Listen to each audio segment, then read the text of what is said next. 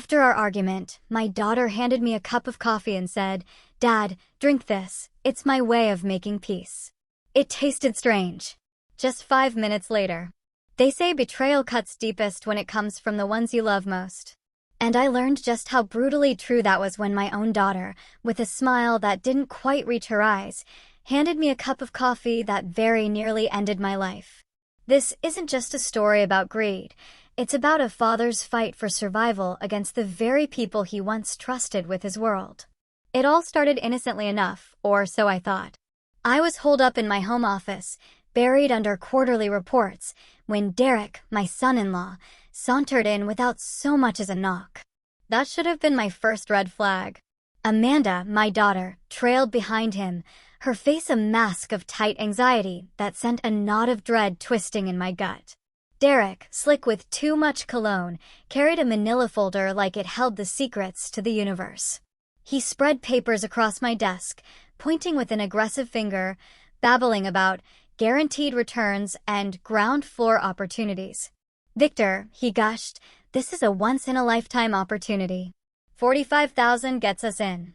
6 months, we're looking at 30% returns, maybe more." I closed the folder, sliding it back across the desk with a quiet thud.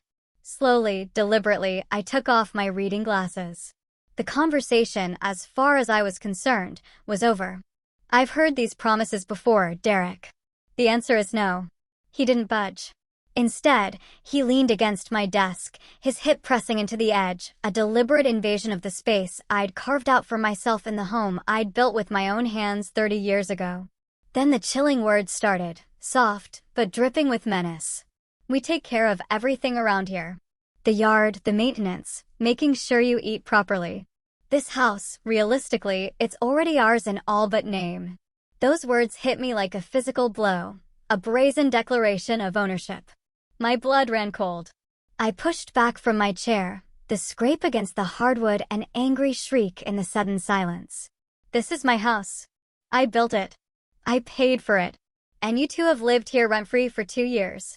Amanda's hand slammed down on the desk then, not quite violent, but aggressive enough to make the lamp rattle. Her face flushed a furious red from neck to hairline.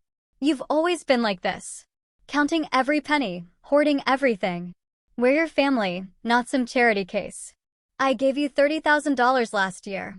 I retorted, the fury finally breaking through. "You blew through it in 4 months and never told me what it went toward. That's not fair. We had expenses." "You don't understand the pressure we're under," she shrieked back. But I did understand. I understood that my daughter had become someone I barely recognized, a stranger consumed by a desperate, grasping need. And the man she married, Derek, had accelerated that transformation, pushing her further into a life of debt and delusion. Derek's hand moved to Amanda's lower back then, a possessive, controlling gesture that made my skin crawl. Amanda's voice softened, laced with a cruel, calculated venom. "Mom always said you loved that business more than us. I guess money is all you ever really cared about. She'd be ashamed of the man you'd become." I kept my voice quiet, steady, though my insides were churning. "Your mother would never say that, and you know it." They left then, a storm of resentment and anger exiting my office. Derek glanced back once, his expression unreadable, a flicker of something I couldn't quite place, and then they were gone. The house settled into a suffocating silence around me. That night, I walked through the rooms, a ghost in my own home, touching things. Patricia's photograph on the mantel, her smile frozen in time, a poignant reminder of true love. The banister I'd installed myself, sanded until the wood was smooth as glass, a testament to my labor. Books on shelves, their spines cracked from years of reading, each object a piece of my life, evidence of what I'd built, what I stood to lose. Sleep didn't come easy. I lay in bed, staring at the ceiling fan, watching shadows rotate in the darkness, my mind replaying their cruel words. Morning arrived, cold and gray. I heard Amanda's footsteps in the hallway before her face appeared in my doorway. Her eyes were red, puffy. She'd either been crying or had done an excellent job of making it look that way. "Dad, can I come in?" I couldn't sleep last night. I said terrible things. Things I didn't mean. You seemed to mean them at the time, I replied, my voice flat. She wrung her hands, moving into the room. I was stressed. Derek lost another contract and I took it out on you. That wasn't fair. She looked suddenly young, like the 10-year-old girl who used to bring me coffee in bed on Sunday mornings.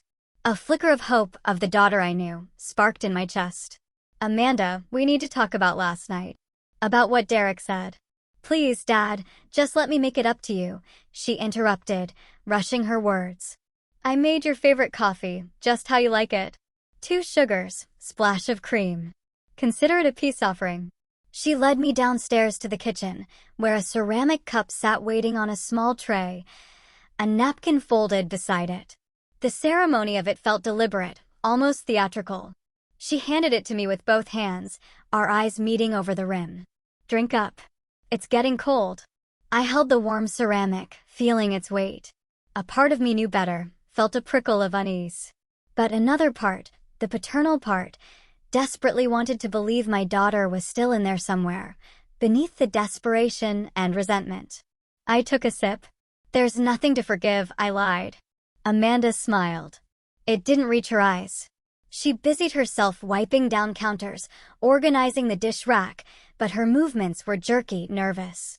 She kept glancing at the microwave clock. A chilling thought, cold and sharp, pierced through my paternal hope. I retreated to the living room with a newspaper, trying to focus on headlines that blurred into meaningless shapes. 20 minutes passed. Then the room tilted sideways, like the house had become a ship at sea. Nausea rose in my throat, hot and insistent. The newspaper slipped from my hands. I tried to stand, but my legs were made of water. I grabbed for the armrest and missed, my vision narrowing to a tunnel. The phone. I needed the phone. It sat on the side table, impossibly far away. I lunged forward, fell to my knees, crawled the last few inches. My fingers were clumsy, thick, but I managed to unlock the screen and press the numbers. 911, 911. What's your emergency? My tongue felt swollen. The words came out slurred, distant. I've been poisoned. I think, need help. Sir, I need your address. Can you tell me where you are? 4217 Maple Crest, Austin. The phone tumbled from my grip. Darkness pulled me down like drowning. My last coherent thought before consciousness fled. Amanda, what have you done? Sound came first. A steady beeping, mechanical and insistent. Then sensation, something plastic in my nose, a pinch in my left arm, sheets that felt starched and unfamiliar. My mouth tasted like copper and chemicals. I opened my eyes to white ceiling tiles and fluorescent lights that made everything too bright, too sharp. My head throbbed with each heartbeat. A nurse appeared in my peripheral vision, her scrubs covered in tiny cartoon cats. She smiled when she saw me looking at her. Mr. Cook, can you hear me? Squeeze my hand if you can hear me. I squeezed. My grip felt weak. Where am I? You're at St. David's Medical Center. You were brought in by ambulance last night. How are you feeling? My head. Everything's foggy. What happened? She checked monitors, made notes on a tablet. The doctor will explain everything. I'm going to let him know you're awake. Time passed in strange, elastic stretches. I examined the 4 in my arm, the leads attached to my chest, trying to piece together how I'd gotten here. Then memory came flooding back like ice water. The coffee. Amanda's face watching me drink. The room spinning. The phone call. Dr. Mitchell arrived carrying a tablet, his expression serious in a way that made my pulse quicken on the monitor. He pulled a chair close to my bed and sat down heavily. Mr. Cook, we need to talk about what happened to you. He turned the tablet so I could see the screen. Numbers, charts, medical terminology that meant nothing to me. His pen pointed at specific values. Your blood work came back with some concerning findings. I need to ask you directly, did you take any sedatives yesterday? Sleeping pills? Anxiety medication? No, I don't take anything like that. Just blood pressure medication. That's what I thought. He tapped the screen. See this number here? That's 3 times the therapeutic dose. Mr. Cook, your blood shows high levels of benzodiazepines and diphenhydramine. Someone put these in something you consumed. The words hung in the air between us. I heard them, understood them individually, but together they formed something impossible. Diphenhydramine? What does that mean? It means this wasn't an accident. The combination, the dosage, this was deliberate. Mr. Cook, this was attempted poisoning. My hands clenched the bedsheet. I closed my eyes and saw Amanda handing me the coffee.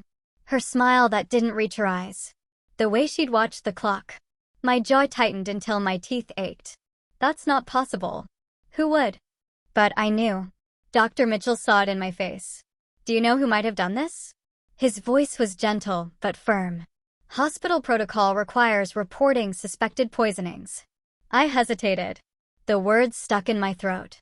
How do you tell a stranger that your own daughter tried to kill you? Dr. Mitchell read my silence like a book. Family? He asked quietly. I nodded, barely. I'm required to report this.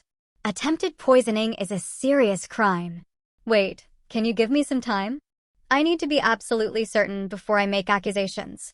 Mr. Cook, someone tried to kill you. I know, but if I'm wrong about who, I need to think clearly, please. 24 hours. He studied me for a long moment, then flipped through screens on his tablet. I'm documenting everything. The timeline, the blood work, this conversation. If you change your mind, or if anything else happens. He left the thread unfinished. You're lucky you called 911 when you did. Another 15 minutes at your age, with your blood pressure. You understand what I'm saying? I understood. I was supposed to be dead. He left me alone with that horrifying knowledge. I stared at the ceiling, counting tiles, processing what had happened. My daughter, my only child, she tried to end my life. For what? The house? Insurance money? Because Derek convinced her it was the solution to their problems? The anger that rose in me wasn't hot, raging. It was cold, calculating, sharp as surgical steel. Later that afternoon, Amanda burst through the door like a hurricane of emotion. She rushed to my bedside, grabbed my hand in both of hers, pressed it to her cheek. Tears streamed down her face. Dad, I came as soon as I heard. Are you okay? What did the doctor say? I let my hand lie limp in her grip, spoke slowly, with pauses, as if confused and exhausted. Amanda, I'm all right. Just confused about what happened. You collapsed. I found you and called 911. Well, the paramedics were already there, but I was so scared. Derek stood behind her, hands on her shoulders, but his eyes were on my face, scanning the monitors on the wall, the charts hanging at the foot of my bed. Victor, did the doctors figure out what caused this? Was it your medication? We need to know so it doesn't happen again. They're still running tests, I said, watching his face. Something I ate, maybe, or a bad reaction. But they must have some idea. Did they mention your heart? No, nothing definite. Just need rest, I lied, and as I mentioned, something I ate or drank, Amanda's grip tightened involuntarily, just for a fraction of a second.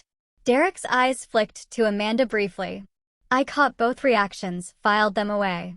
This is my fault, Amanda sobbed. If I hadn't gotten upset yesterday, if we hadn't argued, the stress probably triggered this. It's not your fault, I lied again, the words tasting like ash. But it is. I said awful things. I've been a terrible daughter. Can you forgive me? There's nothing to forgive. Derek leaned forward, his fake concern almost sickening. Well, the important thing is you're okay now. You'll be home soon, and we'll take care of you. The emphasis on "we'll take care of you" made my skin crawl. Yes, home soon. So you can finish the job. Yes, home soon. We'll make sure you're comfortable. Whatever you need. I appreciate that, both of you. They stayed another 20 minutes, Amanda performing her grief and relief, Derek playing the supportive husband. When they finally left, I sat up straighter immediately. My weakness had been an act. I pulled out my phone, opened my notes app, and typed rapidly. Amanda, hand tremor, sweaty palms when I mentioned food/drink. Derek probing questions about diagnosis. Both visibly relaxed when I claimed confusion. They don't know what I know. The nurse returned to check my vitals. I asked for my tablet. That night, I didn't sleep. I searched for estate attorneys in Austin, reading reviews carefully. I needed someone aggressive, thorough, Someone who specialized in estate litigation. The word weapon kept running through my mind. I wasn't looking for a lawyer. I was looking for a weapon. Amanda and Derek thought they could end my story. They thought I was just an obstacle between them and my assets. They tried to make me disappear. Instead, they'd created something far more dangerous. A man with nothing left to lose and everything to prove. They wanted to play this game. I'd play it better. Not with rage or grief, but with cold, methodical precision. They tried to end my life. I was going to dismantle theirs, piece by piece, until nothing remained but consequences. The monitors beeped steadily in the darkness. A heartbeat. A countdown. The hunt was about to begin. The discharge nurse wheeled me to the hospital entrance while Amanda hovered like a nervous bird, asking questions about medication schedules and follow-up appointments. I played my part perfectly, moving slowly, gripping the wheelchair armrests, letting confusion cloud my face when she asked if I understood the instructions. Derek brought his truck around. I noticed his hand trembling slightly on the steering wheel. The ride home was thick with unspoken tension. Amanda drove my car with Derek following in his truck, checking the rearview mirror every few seconds to catch my expression. I stared out the window, watching Austin slide past, but my mind was calculating. Tomorrow morning, I had an appointment downtown. Dad, are you comfortable back there? Should I adjust the air conditioning? Amanda's voice was too solicitous. I'm fine, just tired. Derek's voice came from the passenger seat, carefully casual. The doctors really didn't say what caused it? Just a reaction or something like that. Can't remember all the medical terms. Amanda's response came too quickly. The important thing is you're okay now. Home looked the same. My house, built with my own designs, paid for with my own labor. Amanda had prepared my bedroom, fresh linens, flowers on the nightstand, a water pitcher with condensation beating on the glass. The performance continued. She insisted I rest. Brought lunch on a tray with a folded napkin. Derek checked in twice, his smile not quite reaching his eyes. I thanked them with appropriate weakness, watched them leave. Through the closed door, I heard their voices downstairs, muffled, urgent. I couldn't make out words, but the tones spoke volumes. Fear, anxiety, calculation. I waited until morning. Amanda left for her real estate office at 8:30. Derek drove off 20 minutes later for his supposed business meetings. I watched from my window until both vehicles disappeared. Waited 5 more minutes.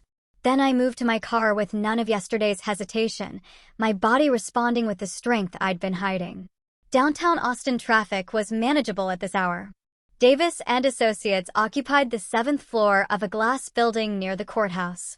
The receptionist led me through wood-paneled corridors lined with law books and framed certificates. Margaret Davis's office smelled like leather and old paper.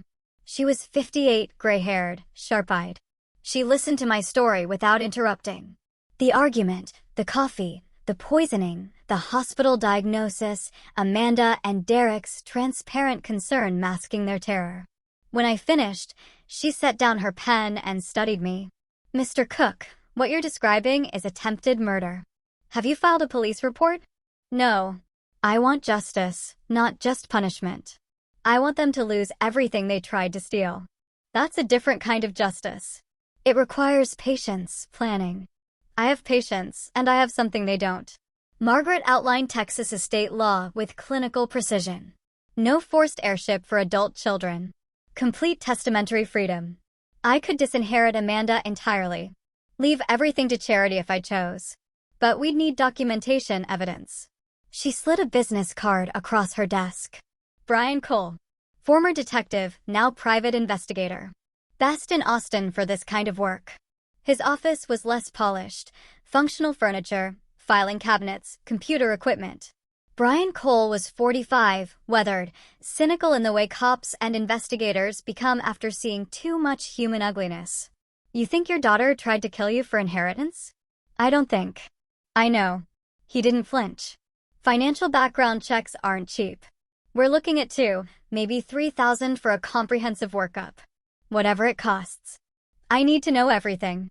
Most people in your situation just want enough for divorce court or civil cases. You're building something bigger. I'm building an airtight case. When I move, I want no questions left unanswered. I gave him names, dates of birth, social security numbers, the credit card account I'd co-signed years ago. He estimated 2 weeks for the full picture. Whatever they're hiding, I'll find it. I stopped at the hospital records department on my way home. 200 pages documenting my near death. Toxicology reports, physician notes, lab values. Dr. Mitchell's assessment was stark: intentional poisoning with benzodiazepines and antihistamines in concentrations consistent with deliberate administration. I made 3 copies, one for Margaret, one for Brian, one for my safe deposit box. 2 days later, a security company van arrived. Amanda was at work. Derek was out.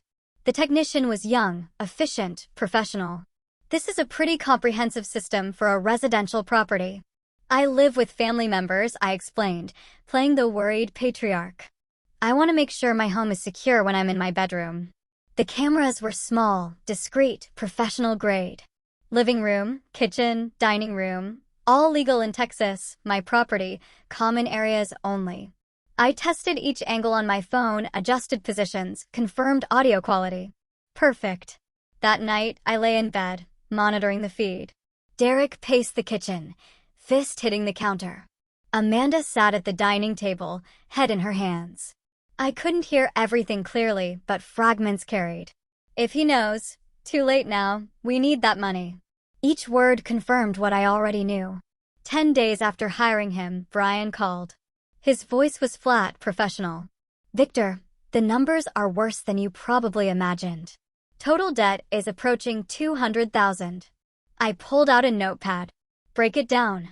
Derek has $95,000 in business loans from failed ventures, $48,000 in credit card debt, $37,000 owed to private lenders at 18% interest. Amanda has $32,000 in credit cards. Monthly payments exceed their combined income by about $4,000. How are they making minimum payments? They're not. 3 accounts are delinquent. They're juggling credit cards to pay credit cards. Classic debt spiral. Send me everything. Every document, every source. The financial report arrived by encrypted email that evening. I spread the pages across my desk, highlighting key figures. 95,000, 48,000, 18% interest. The numbers told a story of desperation, of drowning, of people who saw me not as a father, but as a solution to problems they'd created themselves. They hadn't tried to kill me out of hatred. They tried to kill me out of necessity. To them, I was worth more dead than alive. The house valued at $850,000, my savings, my assets. Dead, I represented salvation. Alive, I was just an obstacle. I felt something cold and hard settle in my chest, not heartbreak. That required an intact heart. This was something else. Clarity, purpose, resolve. Amanda knocked on my door around 9. Dad, do you need anything? Can I get your dinner? I'm fine, honey. Just resting. The hospital was exhausting. You've been in here all day. Are you sure you're feeling okay? There was hesitation in her voice. Just need quiet. Okay, but if you need anything at all, I know where to find you. After she left, I opened my evidence folders, medical records documenting the poisoning, financial reports showing their desperation, surveillance footage capturing their panic, legal documents from Margaret outlining my rights. I organized everything methodically, backed it up to cloud storage, created redundant copies. I wasn't the victim anymore. I was something else now. Something patient and strategic and dangerous in ways they couldn't comprehend. They'd wanted to play for my estate, to eliminate the obstacles standing between them and financial relief. They had no idea what they'd actually created. A man who'd survived their worst, who knew their secrets, who held all the cards they thought they'd stacked in their favor. Tomorrow I'd change my will, and then I'd show them what justice really looked like. Margaret Davis's conference room felt appropriately formal, mahogany table, leather chairs, law books lining the walls. I sat at the head, flanked by strangers whose impartiality would prove my competence. Sarah Chin, the notary, checked her supplies. Robert Walsh and Linda Martinez, professional witnesses hired through Margaret's office, reviewed their role. Neither knew me, which was precisely the point. Margaret placed 3 identical documents on the table, each bound with blue covers. Mr. Cook, do you understand that this document disinherits your daughter completely? I understand completely. That is my explicit intention. And you're making this decision of your own free will, without coercion or undue influence? Entirely my own decision, based on circumstances detailed in the attached memorandum. She read the key provisions aloud for the record. Her voice was steady, professional, but I heard the significance in each word. I, Victor Cook, being of sound mind and body, do hereby revoke all previous wills and codicils. I leave my entire estate, including my residence at 4217 Maple Crest Drive, Austin, Texas, and all financial assets to the Central Texas Veterans Support Foundation. Then the critical addition. I specifically and intentionally make no provision for my daughter, Amanda Cook Thornton, for reasons detailed in the attached memorandum. The memorandum was 3 pages, clinical, detailed, devastating. The argument about money, the coffee Amanda insisted I drink, the hospitalization, the toxicology report showing deliberate poisoning with benzodiazepines and antihistamines. My reasonable belief that Amanda and Derek attempted to end my life for financial gain. Medical records attached, dates, times, facts. Sarah Chin performed her verification. Mr. Cook, I need to confirm your identity and mental competence. Do you understand what document you're signing? Yes. It's my last will and testament, revoking all previous wills. My estate goes to the Central Texas Veterans Support Foundation. Are you under any medication that might impair your judgment? No, I'm completely clear-minded. I signed each copy slowly, deliberately. My signature was steady. No tremor, no hesitation. Sarah applied her notary seal. Robert and Linda signed as witnesses, confirming my lucid demeanor. Margaret's office camera recorded everything, standard procedure, but also additional proof I'd need later. 2 days passed. I attended what I told Amanda was a follow-up doctor's appointment. Actually, I met Brian Cole to review surveillance footage. When I returned home mid-afternoon, I had mail and documents in hand. I walked through the front door, entered the kitchen, and placed everything on the counter, including the will folder, positioned with the law firm letterhead visible, a corner exposed beneath other papers. Not hidden, not forgotten. Staged. I retreated to my bedroom and waited. Amanda arrived home an hour later. I heard her car, her footsteps, the refrigerator opening, standard routine. Then silence. The kind that precedes discovery. Through my surveillance feed, I watched her approach the counter, reach for water, notice the documents, and freeze. Her hand hovered over the law firm letterhead. She glanced toward the stairs, checking for me, then picked up the folder. She read, standing. I watched her face strain of color, watched her other hand rise to her mouth, watched her knees buckle. She grabbed the counter for support. She pulled out her phone. Her fingers shook so badly she had to try twice to unlock it. Derek, get home. Now. 20 minutes later, his truck screeched into the driveway. He came through the front door, still wearing his jacket, moving fast. Amanda thrust the will at him. He read standing, flipping pages quickly, then slowing at the memorandum. His jaw clenched. He set the document down with excessive care, like it might detonate. Their voices were low, urgent. I couldn't make out words through my bedroom door, but I didn't need to. The surveillance system captured everything. The knock came 10 minutes later, controlled, professional, not aggressive, not timid. I opened the door. Derek stood there, and I saw the moment he registered the change in me. No frailty, no confusion. Just level eyes and straight posture. Victor, we need to talk. Amanda found something disturbing. A will. There must be some mistake. There's no mistake. That's my new will. Properly executed and filed. He tried reasoning first. They were family. They cared for me.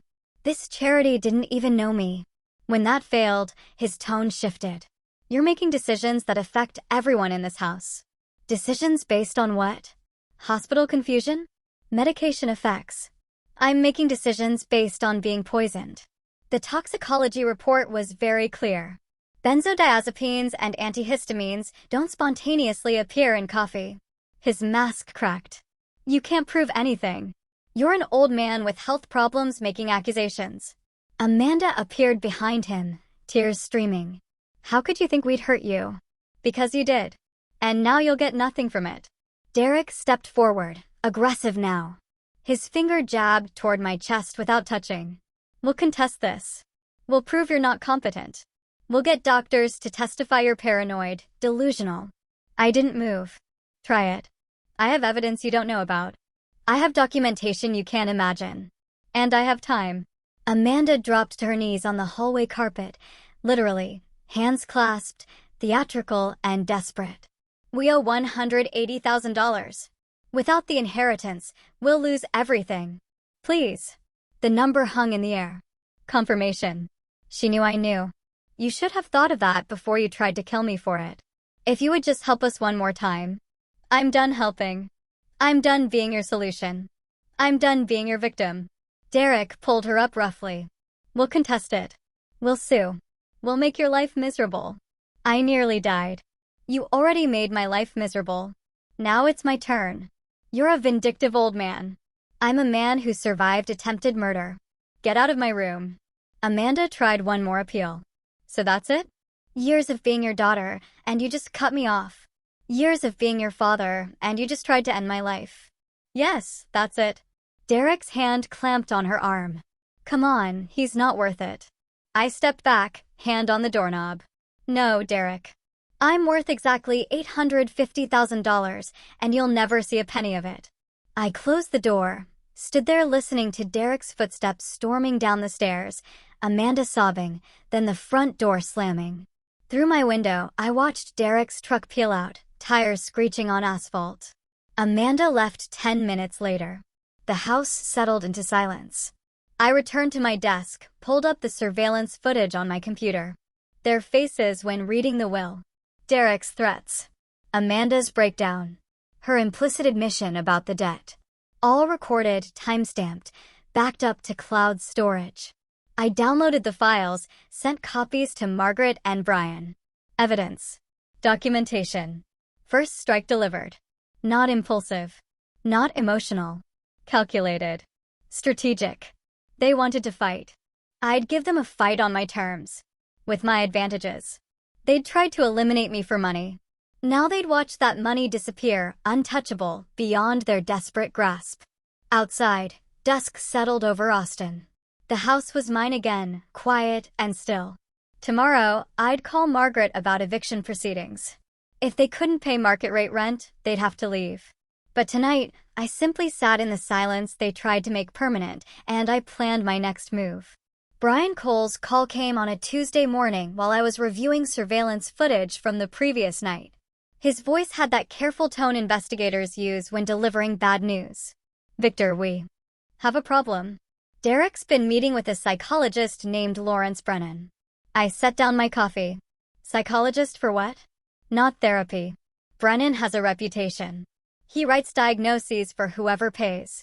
I think Derek's trying to get you declared incompetent. The strategy was clear immediately. Invalidate the will by claiming I wasn't mentally capable when I signed it. Clever. Unethical, but clever. Can he do that? He can try. With a convenient diagnosis, they could petition for guardianship. Challenge your will based on mental incapacity. I drove to Brian's office within the hour. He'd spread surveillance photos across his desk like evidence at trial. Derek entering Brennan's building, sitting in the waiting area, leaving with papers. Brian had pulled Brennan's history, lost hospital privileges 3 years ago after allegations of providing convenient disability diagnoses for insurance fraud. He's basically a diagnosis for hire, Brian explained. Through my home surveillance system, I'd been noticing other signs. Amanda had visited Patricia Walters next door twice in the past week. Through the cameras, I'd seen them talking on Patricia's porch, Amanda gesturing, Patricia looking concerned. They were building a narrative, the confused old man, the worried daughter. I called Margaret Davis from Brian's office. I need a comprehensive psychiatric evaluation, the most thorough one available.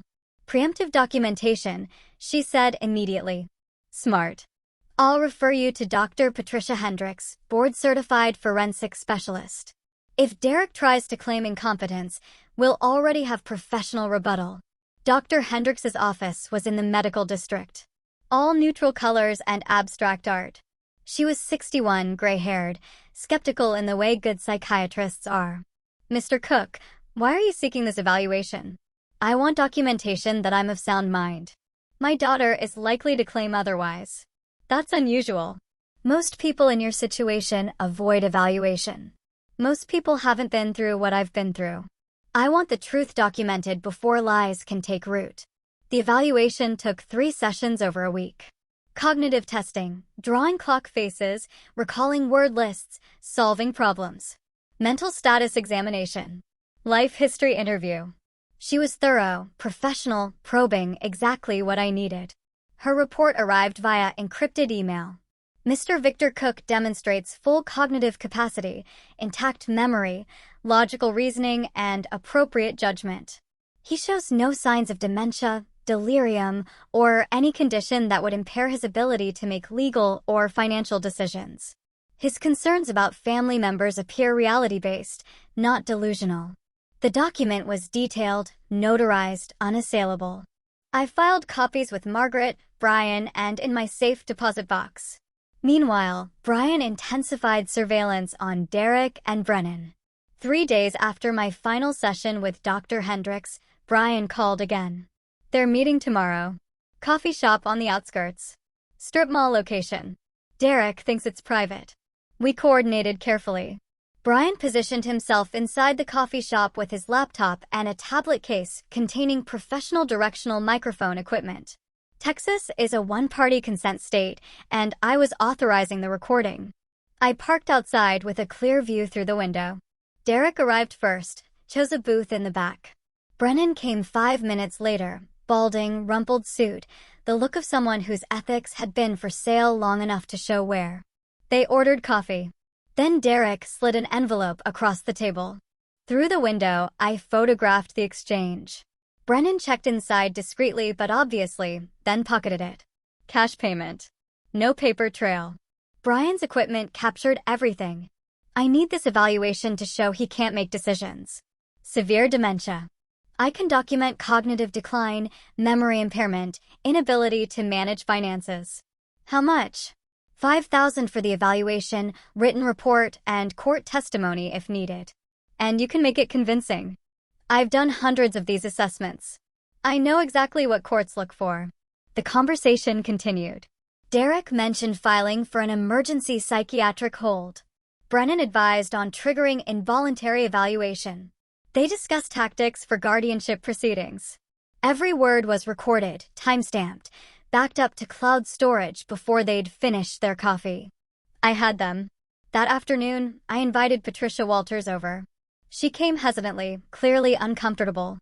I made coffee, steady hands, coherent conversation, and showed her Dr. Hendricks's evaluation report. Patricia, I want you to know I'm of sound mind. What Amanda and Derek are telling you isn't true, and I can prove it. She shifted in her chair. Victor, I need to tell you something. Amanda came to me last week. She said you've been confused, forgetting things. What did she say specifically? That you wander around at night? That you've accused them of trying to hurt you? She seemed very concerned. Patricia, do I seem confused to you right now? She paused, studying me. No. You seem perfectly clear. Actually, you seem sharper than usual. That's because I am clear. And I'd appreciate it if you document that observation in writing. She emailed me a brief statement that evening, met with Victor Cook on May 15th. He appeared lucid, coherent, and mentally sharp. Conversation was logical and appropriate. One more piece of evidence. Margaret, Brian, and I met in her conference room to review everything. I sat at the head of the table now, not the side. This was my operation. You've successfully defended against the incompetence attack, Margaret said. The question is whether to go on offense with this recording. What are my options? We could report Brennan to the licensing board, potentially sue Derek for defamation and conspiracy, or we keep it in reserve as leverage. Keep it for leverage. I want them to hang themselves completely before I use everything I have. Margaret drafted a letter, Delivered by certified mail, legal notification that Victor Cook had been evaluated by a board-certified psychiatrist and found fully competent. Any attempt to file false claims about mental capacity would be met with legal action, including defamation suits and potential criminal charges for conspiracy to commit fraud. The letter didn't mention the recording. That was my ace. Through surveillance, I watched Derek receive it 3 days later. His face darkened as he read. He immediately pulled out his phone, paced the driveway. I couldn't hear his side of the conversation, but his body language screamed frustration and fear. That night, Amanda and Derek fought. The surveillance system captured it clearly. This letter says they'll sue us if we claim he's incompetent. Derek, he knows. How does he know? Calm down. He's guessing. He can't know about Brennan. What if he does? What if he recorded something? He's an old man. He doesn't have the capability for that kind of surveillance. I almost laughed. An old man. They still underestimated me. The next morning, I called Margaret and Brian to my house. We sat in my office, the same room where this had started with Derek's investment pitch months ago. So, we've blocked their attempt to declare me incompetent. What's next? Margaret leaned forward. Legally, you have grounds to evict them.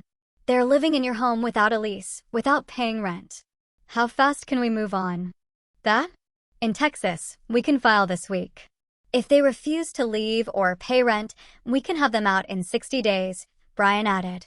And their financial situation means they can't afford market rent. I thought about it for exactly 3 seconds. Then we file. No more living in my house while plotting against me. Margaret pulled out the paperwork. Demand for rent or possession. Market rate, $2,800 per month. Due within 10 days or face eviction proceedings. I signed the document. Margaret filed it that afternoon. The counterattack was complete. Now came the siege. Travis County Justice Court felt appropriately impersonal. Beige walls, fluorescent lights, the mechanical efficiency of law without emotion. I sat beside Margaret Davis at the plaintiff's table. Across the aisle, Amanda and Derek sat with their attorney, Laura Brennan, who looked like she already knew she'd lose. Judge Maria Torres entered. We stood. She reviewed the case file with methodical precision. Margaret presented our evidence, property deeds showing sole ownership, documentation that Amanda and Derek had no written lease, certified mail receipts showing they'd received demand for market rate rent, their refusal to pay or vacate. Laura Brennan tried her defense. Your Honor, this is a family dispute being disguised as a landlord-tenant issue. Mr. Cook is retaliating against his daughter for personal reasons. Judge Torres didn't look up from the documents. Does Mr. Cook own this property free and clear? Yes, Your Honor, I confirmed. Paid in full 20 years ago. And Miss Thornton and Mr. Thornton reside there without lease or rental agreement. Correct. They've lived there 2 years without paying anything. Do your clients have a written lease? Judge Torres asked Laura directly. No, Your Honor, but has Mr. Cook accepted rent payments in the past? No, but this appears to be, then he's entitled to demand rent now. Texas property code is clear. Judge Torres signed the order with decisive strokes. 30 days to either pay market rate rent of $2,800 per month plus $2,800 deposit or vacate the property.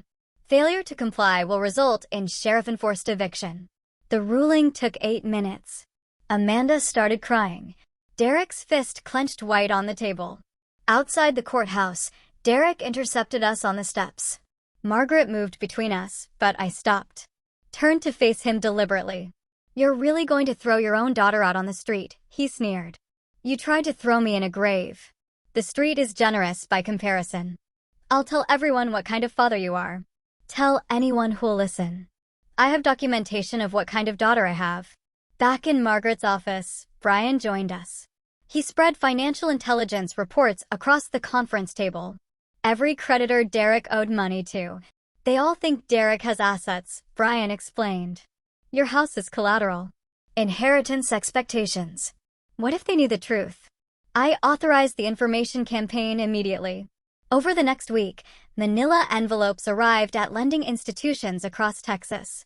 Inside each, Copies of the new will showing Amanda's disinheritance, the eviction court order, public records documenting Derek's total debt load. Clear evidence he had no actual claim to my estate. Facts only, no threats. Let the creditors draw their own conclusions. Robert Castellano, the private lender owed $37,000, was first to react. Through surveillance, I watched Derek take the call. His face went from confident to ashen in 30 seconds.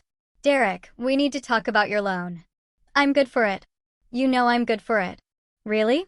Because I just learned you're being evicted and your inheritance is gone. What exactly are you good for? That's a misunderstanding. My father-in-law is just, I don't care about family drama. I care about my $37,000. You have 1 week. Derek tried everything. Personal loans rejected. Other private lenders. They'd heard about his situation. Loans in Amanda's name? Her credit was equally destroyed. He even researched bankruptcy, but that would discharge debts while leaving them homeless anyway. The financial pressure crushed them both. But Amanda broke first. She came to my office on a Thursday afternoon when Derek was out, knocked timidly. When I opened the door, she couldn't make eye contact. Dad, please. We have nowhere to go. We can't afford rent anywhere. If you evict us, we'll be living in our car. I kept my voice level. You tried to kill me. Why would I care where you live? I was desperate. We owe so much money. Her voice cracked. It was Derek's idea. He said you were going to die soon anyway, that we were just speeding up the inevitable. I didn't want to do it, but we're so far in debt, and she stopped, realizing what she'd said. My phone was recording in my pocket. One-party consent, completely legal. Thank you for that admission, I said quietly. Her face drained of all color. Are you recording this? Yes. You just confessed to attempted murder. Through surveillance that evening, I watched Derek's reaction when Amanda told him. He exploded. Not at me, but at her. You admitted it? You actually told him it was us. I didn't mean to. He was asking questions, and you confessed. You actually confessed to attempted murder. Their relationship was disintegrating under pressure. They barely spoke after that. Derek was on his phone constantly. Amanda packed and unpacked boxes in cycles of indecision. On day 25 of the 30-day deadline, Margaret sent the final notice. You have 5 days to comply with the court order or face sheriff-enforced eviction. Derek tried one last threat. He approached me in the kitchen. My kitchen. In my house. If you go through with this eviction, I'll claim elder abuse. I'll tell authorities you're being neglectful, that you need oversight. I almost smiled. I have a psychiatric evaluation proving my competence. I have surveillance footage showing your abuse of me. And now I have a recording of Amanda admitting you poisoned me. Please make those claims. Give me a reason to send everything to the district attorney. His face went slack.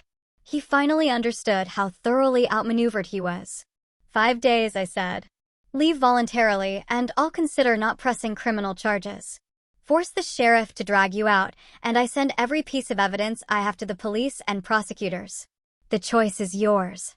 Day 29. I watched from my bedroom window as Derek loaded his truck. He slammed boxes of belongings carelessly. Amanda cried as she carried items to her car. Neighbors watched from their yards. The spectacle was impossible to hide. I felt no triumph, just cold satisfaction. They were being purged. But I wasn't done. The eviction solved one problem. Criminal charges would solve the rest. I picked up my phone, dialed Brian Cole. Send everything we have to the district attorney's office. Medical records, surveillance footage, recordings, everything. It's time to finish this. 2 weeks after they left, I walked into the Travis County District Attorney's office with Margaret Davis and Brian Cole. We carried 3 boxes of organized evidence. Jennifer Morrison's office smelled like coffee and old case files. She was 43, sharp-eyed, with a reputation for prosecuting elder abuse cases. She gestured to her conference table. Show me what you have. Brian arranged folders methodically. Medical evidence. Surveillance evidence. Financial evidence. Conspiracy evidence. Confession evidence. Each tab labeled, each document indexed. Jennifer. Open the medical folder first.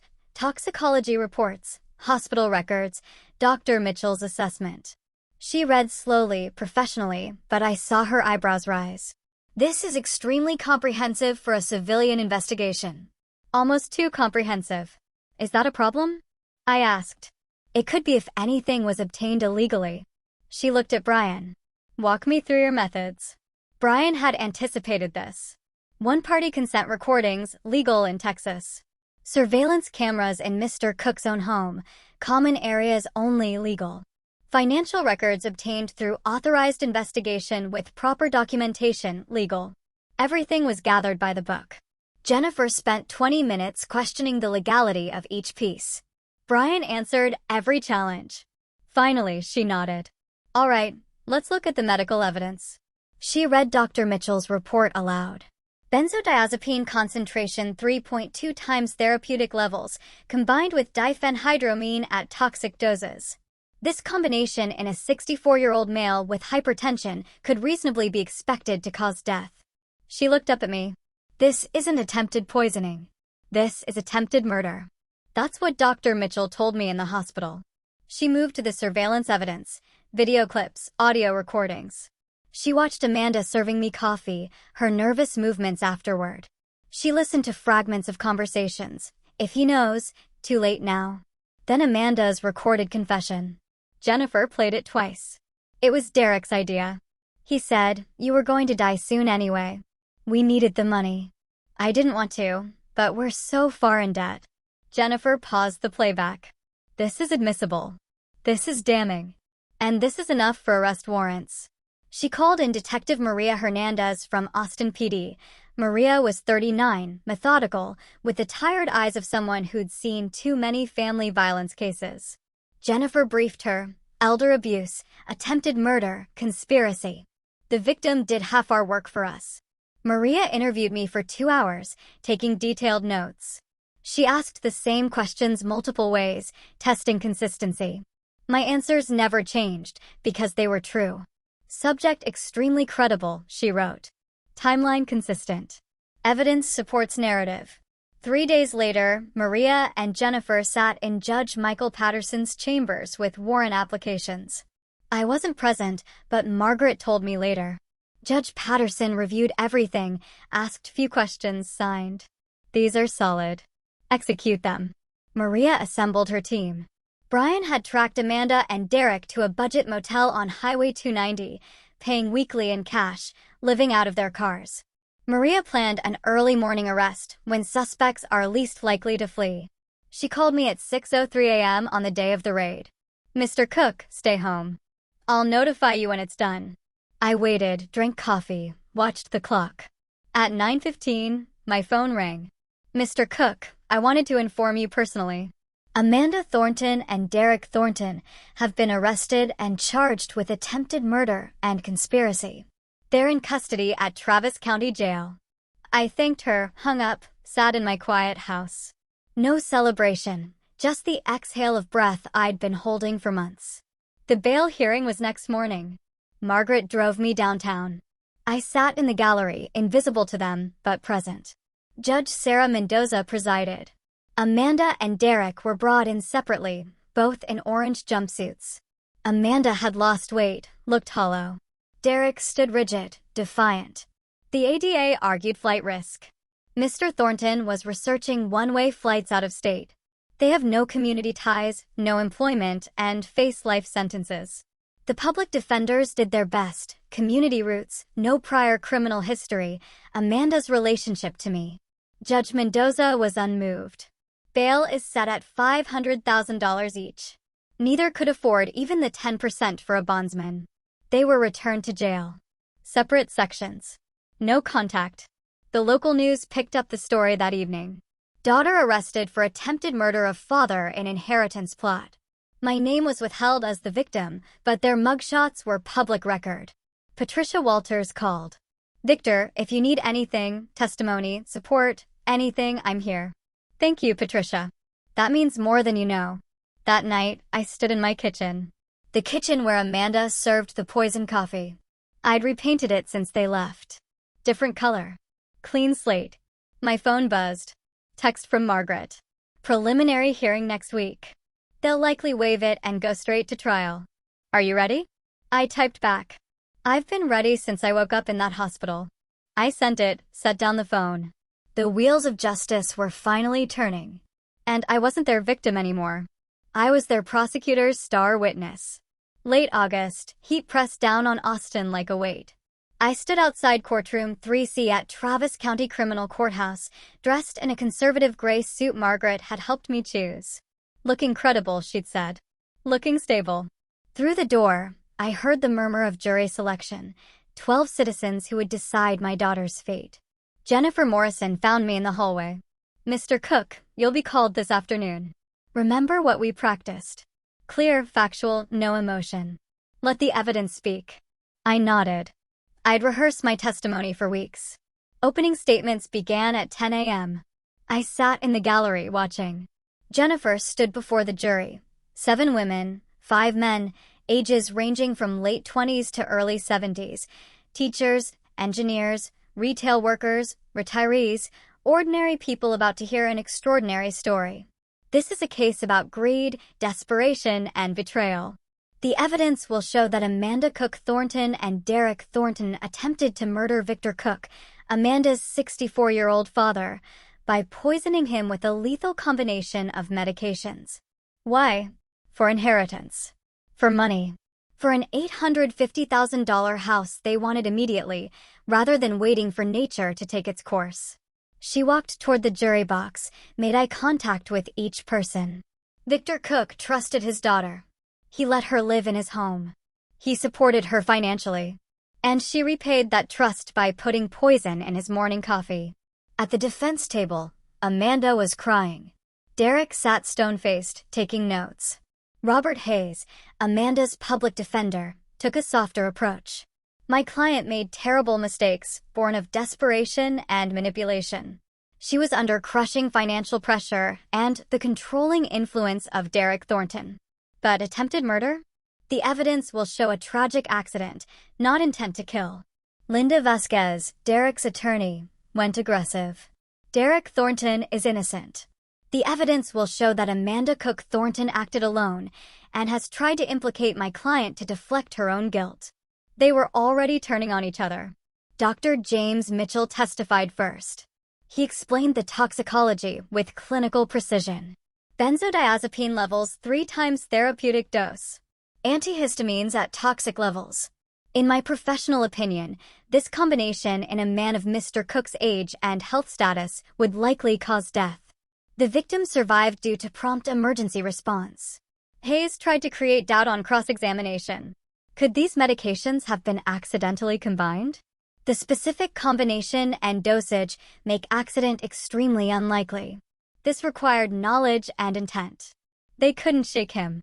Detective Maria Hernandez walked the jury through the investigation. Photographs of medication bottles from the motel. Computer screenshots, lethal dose benzodiazepines elderly. How long? For poisoning to kill. Texas inheritance laws. Several jurors leaned forward, engaged. Brian Cole testified about surveillance. Defense objected to admissibility. Judge Morrison ruled immediately. Cameras installed in Mr. Cook's own home, common areas only, are legal in Texas. Objection overruled. Then they played the footage, Derek and Amanda in my kitchen whispering, if he knows, too late now. Amanda stared at the defense table, crying. Derek's jaw clenched. Patricia Walters testified about hearing violent arguments, about Amanda later claiming I was losing my mind, contrasting with Patricia's observations of my clear competence. Then Amanda's recorded confession. The courtroom fell completely silent. It was Derek's idea. He said you were going to die soon anyway. We needed the money. I didn't want to, but we're so far in debt. Her voice filled the courtroom. Desperate. Guilty. Damning. At the defense table, Derek shot Amanda a look of pure fury. My turn came after lunch. I took the stand, raised my right hand, swore to tell the truth. Jennifer walked me through it. The argument, the next morning, the coffee. Amanda insisted I drink it. Within 20 minutes, I couldn't stand. The room was spinning. I managed to call 911 before I lost consciousness. Hayes cross-examined, trying sympathy. Mr. Cook, do you love your daughter? I did, very much. Do you love her now? I love the daughter I thought I had. But the person who poisoned me? I don't know who that is. He tried to suggest vindictiveness, changing the will, eviction. I changed my will after discovering she tried to poison me. That's not punishment. That's protection. Vasquez was more aggressive. Isn't it true you hired an investigator to spy on my client? I hired security after someone tried to kill me. That's not spying. That's survival. I didn't break. Didn't take the bait. Against her attorney's advice, Amanda testified. She cried, apologized, claimed she never meant real harm. I love my father. I would never want him dead. Yes, I made the coffee, but I only put in sleeping pills. Jennifer destroyed her on cross. Sleeping pills? But your internet searches included lethal dosages and combinations that caused death. Explain that. I was just curious. You were curious about lethal combinations the day before you served your father coffee that nearly killed him? No answer. Derek denied everything, claimed Amanda acted alone. Jennifer played the recording of him discussing fake psychiatric reports with Dr. Brennan. The jury looked skeptical. Closing arguments were powerful. Jennifer was relentless. They tried to murder a 64-year-old man for money. They failed only because Victor Cook was strong enough to call 911. They showed no remorse until caught. This isn't a family tragedy. This is attempted murder for financial gain. The jury deliberated 7 hours. I waited, didn't leave the courthouse. Margaret sat with me quietly. Finally, verdict reached. We returned to the courtroom. Everyone stood. Will the defendants please rise? They stood, Amanda trembling, Derek rigid. The foreman was a 54-year-old engineer. His hand shook slightly. In the matter of State of Texas versus Amanda Cook Thornton. Count 1, attempted murder. We find the defendant guilty. Amanda collapsed. Her attorney studied her. Count 2, conspiracy to commit murder. We find the defendant guilty. Same verdicts for Derek. He stood motionless, face blank. Judge Morrison thanked the jury. Set sentencing for 2 weeks. Bailiffs took them away. Amanda looked back at me, mouthed, "I'm sorry." I met her eyes. Nodded once. Acknowledgement. Not forgiveness. Outside the courthouse steps, Margaret asked, "How do you feel?" I considered. Like I can breathe again. Sentencing in 2 weeks. But the verdict was what mattered. Guilty. Both of them. Guilty. 2 weeks later, I returned to courtroom 3C for sentencing. The same wood paneling, the same Texas state seal. But everything felt different. The uncertainty was gone. The jury had spoken.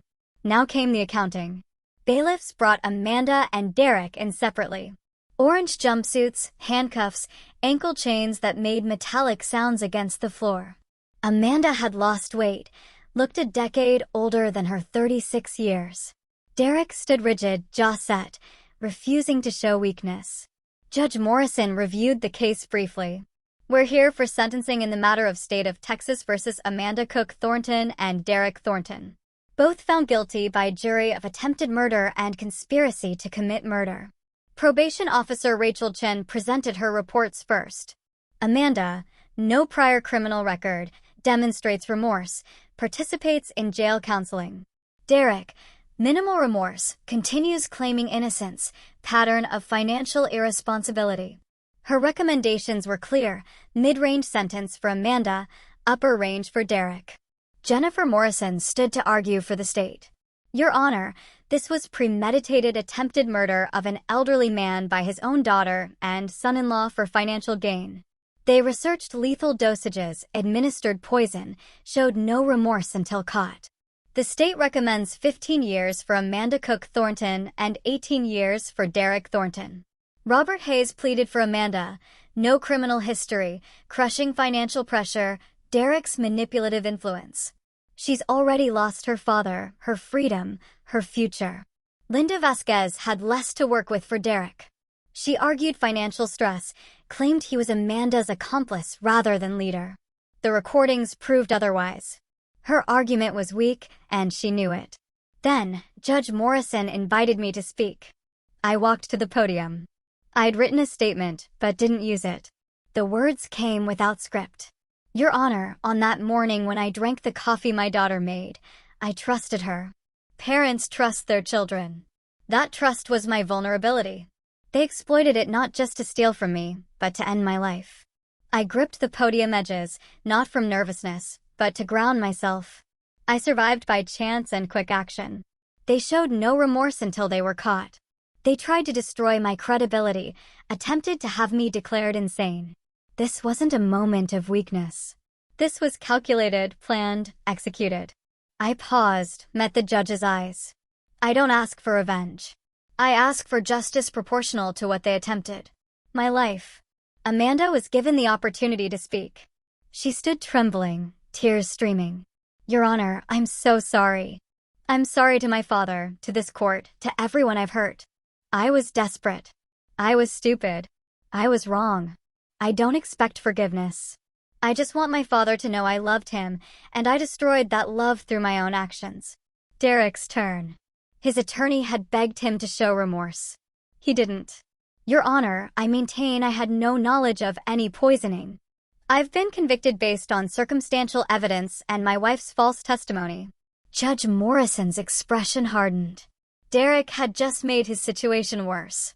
The judge took his time, reviewing documents in silence. Then he looked at both defendants. I've considered everything presented. This was a premeditated attempt to murder a vulnerable elderly man for financial gain. The violation of familial trust makes this particularly heinous.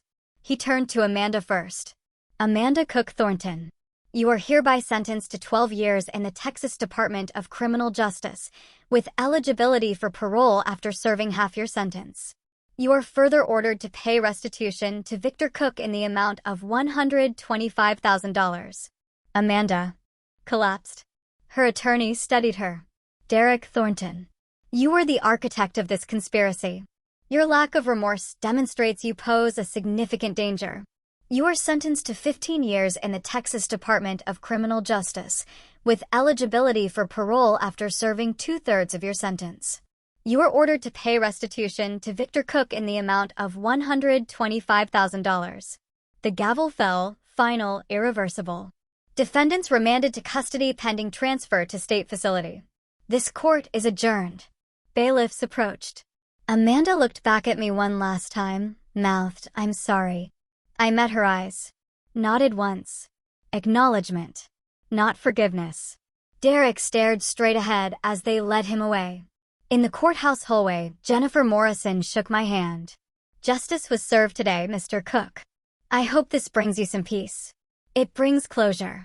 That's more valuable than peace. Margaret drove me home. We didn't talk much. Words weren't necessary. First thing I did when I arrived home, changed every lock in the house. Front door, back door, side entrance. New keys, new mechanisms. A physical act of reclaiming my space. Each lock I installed felt like sealing off the past. That afternoon, movers arrived. Creditors exercising their rights to Amanda and Derek's belongings. I watched from my window as strangers carried out furniture, electronics, boxes, payment for debts that would never be fully satisfied. After they left, I walked through the empty rooms. In Amanda's former bedroom, I found one item they'd missed, a photograph. Amanda at age 7, gap-toothed smile, holding a Valentine's card that read, "To Daddy, I love you." I stared at it for a long time. That little girl was gone. The woman who poisoned me had replaced her. But this photograph was from before. I didn't throw it away. I placed it in a drawer in my office. Not displayed, but preserved. A memory of who she was before she became who she is. That evening, I sat in my living room. The house was quieter than before, but it was a peaceful quiet. I made dinner, ate at the table, watched the news. Normal activities, but they felt different now. Lighter. Free. 1 week later, I sat on my back porch with morning coffee. The mail carrier arrived. Among the bills was an envelope from the Texas Department of Criminal Justice, Mountain View Unit, Amanda's facility. I recognized her handwriting. My first thought was not to open it. My second thought was that avoiding it gave her power. I opened it. 3 pages, blue ink, tear stains visible on the paper. She wrote about prison, the routine, the boredom, the fear. She wrote about regret, specific memories from her childhood, times I was there for her. She wrote about understanding now what desperation made her do. She asked if I could ever forgive her, if I'd ever visit, if there was any possibility of redemption. She ended, "I don't expect you to respond. I don't deserve it. But I needed you to know that I finally understand what I did to you. I'm sorry, Dad. I'm so sorry." I read it twice. I didn't feel anger. I felt recognition. She was genuinely suffering consequences and genuinely remorseful. I folded the letter, placed it on the table. Later that day, I met Margaret for lunch. Downtown restaurant, quiet booth. I showed her the letter. "What do you want to do?" she asked. "I don't know. Part of me wants to forgive her. Part of me never can. Those aren't mutually exclusive. You can acknowledge her remorse without forgiving the act. You can have compassion for her suffering without forgetting she caused it." We talked about the house.